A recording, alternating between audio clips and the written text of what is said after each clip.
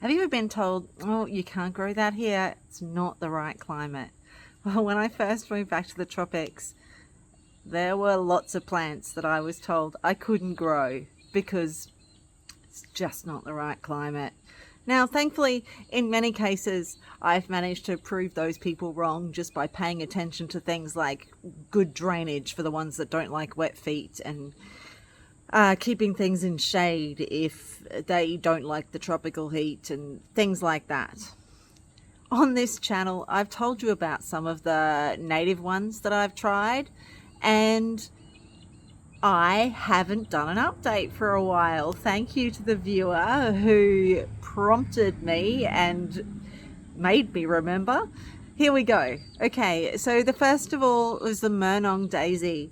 The Murnong daisy is a beautiful little plant that was grown for thousands of years in Australia as a staple crop by the Aborigines. They actively cultivated it in many parts of the country, and it grows at most, they say, in subtropics, simply because it's from a temperate climate. Well, I decided to try. Now, when I tried, I must have missed some of the information because my first crop of Murnongs actually failed. But I do have the seed that I harvested last year, so I plan to start that experiment again shortly.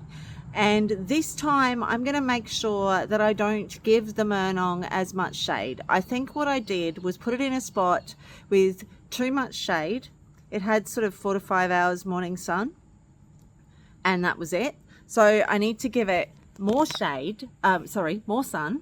The other thing I need to do is, I don't think I put enough perlite into the soil mix that I made up. I want to make the soil mix far looser, and what I mean by that is I want it to drain really well. So when I put perlite in it, that'll allow more drainage, and hopefully this year's Murnong crop, if I can get those seeds to germinate, will be more successful, especially since the weather's recently cooled here, and last year it didn't cool till much later in the season. So when I planted them, I think it also might have been too warm, because Murnongs like to be planted in autumn or early winter. And I did plant them in sort of mid-autumn, but we had really hot days. Now, the other experiment that I haven't updated you on is one that's failed for me before, and that's the Tasmanian pepperberries. I did try the Tasmanian pepperberries again. Unfortunately, despite thriving for a little while, they then died, and I've come to the conclusion that pepperberries can't grow in the wet tropics. I think it's the humidity. I really think it's the humidity and the lack of breaks between humid days. So I won't be trying pepperberry again, but I will be trying Murnong daisies.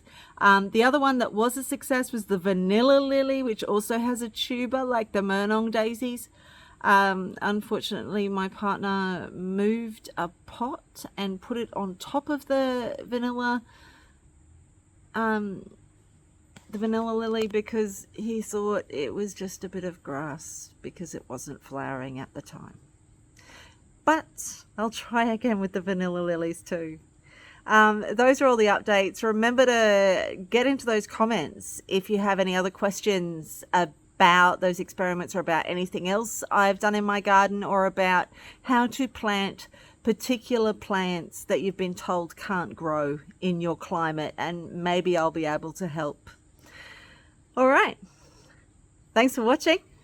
If you'd like to support the channel, the best way to do that is to subscribe, like, comment, interact with my videos, and I'll see you next time we get into it.